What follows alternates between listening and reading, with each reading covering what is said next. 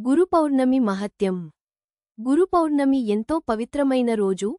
ఈ రోజున మనకు జ్ఞానం ఇచ్చిన గురువులకు మన కృతజ్ఞతలు తెలియజేసే పుణ్య సందర్భం ఇది. గురు పౌర్ణమి ప్రాముఖ్యత. భారతీయ సంస్కృతిలో గురువు స్థానం అత్యంత గౌరవనీయమైనది. గురువు లేకుండా బ్రహ్మజ్ఞానం పొందలేం, భగవంతుని చేరలేం. శాస్త్రాలు చెబుతున్నాయి, గురు బ్రహ్మ గురు విష్ణుః గురు దేవో మహేశ్వరః.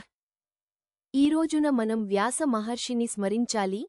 వారు వేదాలను విభజించి పురాణాలను రచించి ధర్మాన్ని స్థాపించారు. కాబట్టే ఈ రోజును వ్యాస పౌర్ణమి అని కూడా అంటారు. గురువు ఎవరు? వారి పాత్ర ఏమిటి? గురువు అనేది కేవలం ఉపాధ్యాయుడే కాదు, ఆయన జీవిత మార్గదర్శకుడు.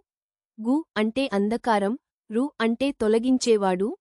మనలోని అజ్ఞానాన్ని, స్వార్థాన్ని తీసివేసి సత్య మార్గంలో నడిపించేవాడు. గురువు చూపే మార్గం జీవితాంతం వెలుగులా ఉంటుంది. గురు పౌర్ణమి ఎలా జరుపుకోవాలి? ఈ రోజు మన గురువులను స్మరించాలి, వారి పాద సేవ చేయాలి. ఓం గురుభ్యో నమః అనే మంత్రంతో పూజ చేయాలి. ఆధ్యాత్మిక గ్రంథాలు చదవాలి, ధ్యానం చేయాలి. ఈ విధంగా మనకు గురువు ఆశీర్వాదం లభిస్తుంది. ఆధునిక గురువుల ప్రాముఖ్యత. ఈ కాలంలో కూడా మనకు అనేక గురువులు ఉన్నారు. గురువులు మనకు నైతికత, భక్తి, జ్ఞానం ఎలా పెంపొందించాలో చెప్పారు. వారి జీవిత చరిత్రల్ని తెలుసుకొని మన జీవితాలను మార్చుకోవాలి. వారి బోధనలు మన జీవితాలకి వెలుగుకిరణాలు.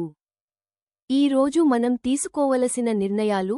నిజమైన గురువు ఆశీర్వాదం పొందాలి, అహంకారాన్ని విడనాడాలి, గురువు బోధించిన మార్గాన్ని అనుసరించాలి, భగవంతుని చేరే సాధన చేయాలి. జ్ఞానాన్ని ప్రసాదించిన ప్రతి గురువుని హృదయపూర్వకంగా నమస్కరిస్తూ, జై గురుదేవ్. ధన్యవాదాలు.